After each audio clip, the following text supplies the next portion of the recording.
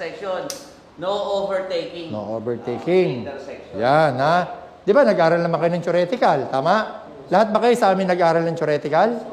Okay? So, naintindihan nyo naman yung tinuro ng mga instructor natin sa theoretical, di ba? About intersection. And then, meron pang isang topic tayo na about pavement markings. Meron kasing lumabas sa social media, nakita ko, no?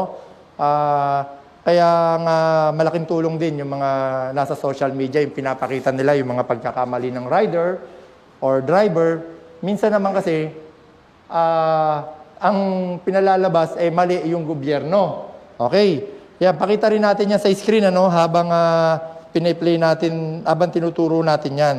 So ito for example po, no, itong payment markings natin i-disregard natin. Oo. Ang payment markings siya pakanan din. Pakanan. So puro pakanan, walang diretso. Kasi doon sa video, building talaga to.